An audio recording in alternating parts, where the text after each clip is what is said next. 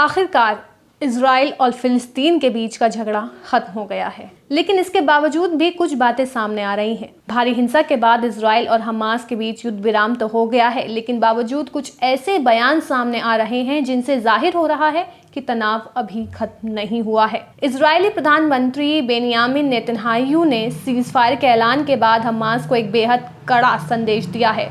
उन्होंने हमास को चेताया है कि वो भविष्य में रॉकेट हमला करने के बारे में सोचे भी ना। शुक्रवार को युद्ध विराम प्रभाव में आने के बाद नेतन्याहू ने अपने एक भाषण में कहा, अगर हमास को लगता है कि हम भविष्य में रॉकेट के बौछार सह लेंगे तो वो गलत है।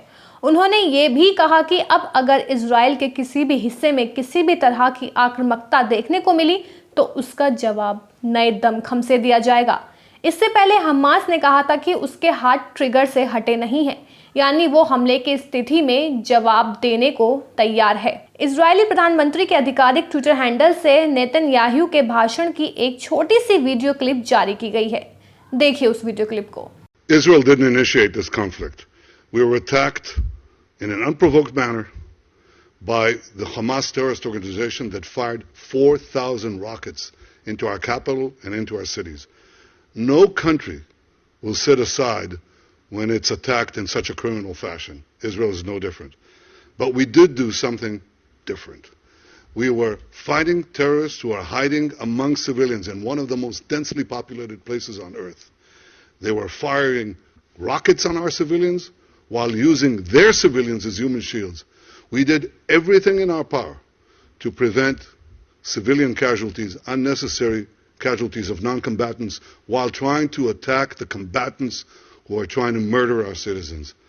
We regret every loss of life, but I can tell you categorically, there is no army in the world that acts in a more moral fashion than the Army of Israel. I want to thank President Joe Biden, a friend of many years, who stood by Israel throughout this conflict.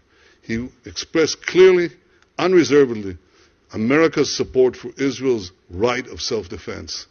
And I am also grateful to President Biden for offering to help replenish our stocks of missile interceptors that's so important to saving Israeli lives and coincidentally Palestinian lives. Without Iron Dome, we would have had to have a ground invasion of Gaza to stop them firing of missiles, and the casualty list would have soared to stratospheric heights. So thank you, President Biden. And thank you, too, for the many leaders around the world who have stood by Israel. They know how to distinguish so clearly between a democracy that cherishes life and a terrorist organization that glorifies death. I think that distinction and that support is crucial for our common future. Thank you. इसमें वो कहते नजर आ रहे हैं, Israel ने ये युद्ध शुरू नहीं किया था। आतंकी संगठन हमास ने हम पर बिना उकसावे के हमला किया। उन्होंने हमारी राजधानी में और बाकी शहरों में 4,000 रॉकेट दागे। ऐसे आपराधिक तरीके से हमला होने पर कोई भी देश चुप नहीं बैठेगा, इजराइल भी नहीं बैठा। नेतन्याहू ने कहा, हम ऐसे आतंकियों से लड़ रहे थे जो धरती पर सबसे अधिक घनी आबादी वाली जगह पर आम नागरिकों के बीच छिपे हुए थे। वो हमारे लोगों पर रॉकेट बरसा रहे थे और अपने लोगों को इंसानी ढाल की तरह इस्तेमाल कर रहे थे। हमने आम लोगों को मारे जाने से रोकने के लिए अपनी क्षमता के मुताबिक सब कुछ किया। नेतन्याहू ने दोनों पक्षों के बीच युद्ध विराम को इजराइल की जीत बताया है और कहा है कि हमास पर इजरायली सैन्य अभियान बेहद सफल रहा। उन्होंने कहा, अपने इस ऑपरेशन में अपना मकसद हासिल कर लिया है। 11 दिनों तक चली हिंसा के बाद हुए इस युद्ध विराम को इजराइल और हमास दोनों ही अपनी अपनी जीत बता रहे हैं।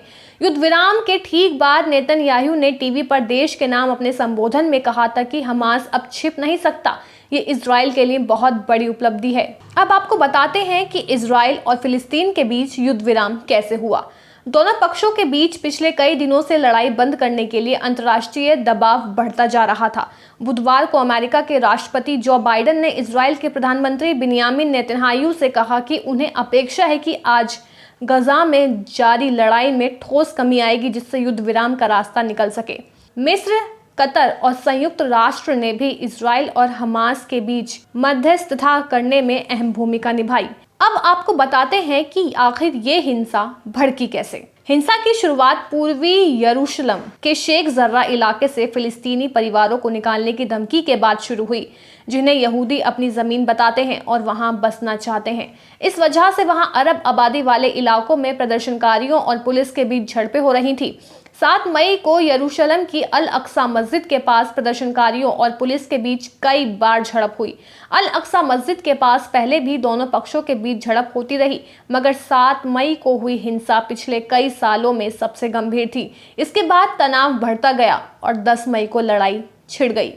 हमास ने इजराइल को यहां से हटने की चेतावनी देते हुए रॉकेट दागे और फिर इजराइल ने भी जवाब में हवाई हमले किए। ये लड़ाई 11 दिनों तक चलती रही।